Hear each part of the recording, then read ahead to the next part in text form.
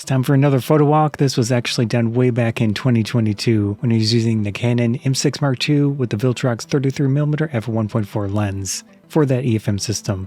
Sadly, all of this equipment is probably discontinued at this point except for the Viltrox lens, but you might be able to find it used if you look around. For this photo outing, I did record a settings video that I'll include. Here's the setup I have for the M6 Mark II on that photo outing. Of course, touchscreen works as you would expect. I don't have that disabled. On the bottom here, I have this dial fully disabled so it just doesn't get in my way. On the top here, this one works for exposure compensation. I'm using aperture priority in this case, and then the top dial is aperture itself. You can adjust it on the lens in this case, but the specific copy of the 33 from Viltrox is not great with the ring. It has some issues here. The MFN button, I have it set to ISO. You can move the focus around or reset it with that button or zoom in with this button. How I get around not ideal video settings in the photo mode. So in that case, I push my aperture mode with all the settings that I have to C2. I can switch to video mode right there. It's a little quicker. So one click of the main dial. I default to f2.8 in this case, and in aperture priority with automatic ISO, you can set a minimum shutter speed on this camera. In this case, I had it set to 1/125th of a second minimum. I think you could get away with the 1/60th of a second, but just to be on the safe side, that's what the minimum I set as for this photo walk. This lens and camera combination does have a bit of weight to it. Viltrox lenses are mostly metal on the outside.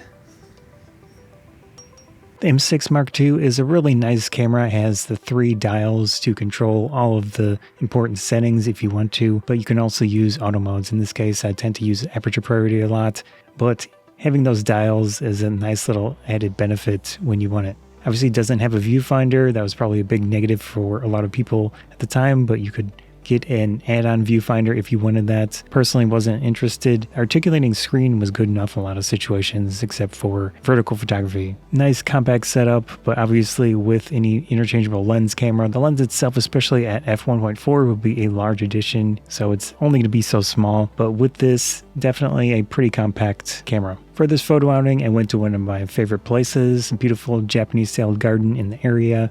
Given that it was around October at the time, have a lot of color. If you're in the system or you can find it used, you could consider this lens or the 32mm f1.4 from Canon. I had both lenses at the time. The Canon was definitely a higher quality lens, better optically, but this was a nice alternative at the price. And as we go through the photos, yeah, I really enjoyed using this combination. I have that nice large aperture, still a fair amount of detail in the center. Of course, you can get the thin depth of field look with that f1.4 aperture. Just to avoid some of the lower quality of this lens, at least in comparison to the 32mm, I was having the default at f2.8, like I mentioned in the settings video, and that definitely sharpens things up. Considering the crop factor of this camera and the 32mm focal length of the lens, your field of view will be somewhat normal.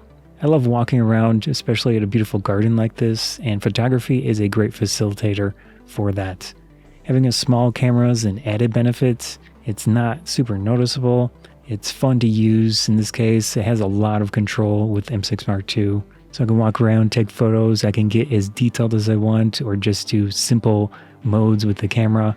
Whatever works. You've got that physical control with all the dials, the touch screen. Really nice setup. In Northern Illinois, we've got the beautiful mix of colors around October and such. Definitely visible here.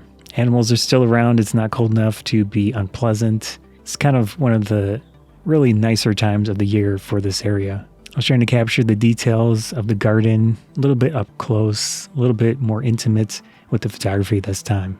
As we zoom into some of the photos, again, at f2.8, very, very nice in the center. No complaints from me. You probably will see some chromatic aberration still, so it's not perfect, but still a fun combination. And at least for me, good enough. I will say October is one of my favorite months. I like orange, and with all the leaves going that direction, orange, yellow, still have some of the green. The blue is a nice addition from the sky. It's a good color combination in my opinion. I did go through some of the aperture range with this lens on the Photowalk, so you could see an idea potentially of what you might get throughout that range. Nothing scientific, I just want to do photography, but I understand there's a lot of interest sometimes in the more technical stuff. I don't remember too much from this Photowalk, but looking at the photos, looking at the video footage, I get relaxed and happy just looking at it. Anyways, hope you enjoyed the video. Scott Photography Banzai, thanks.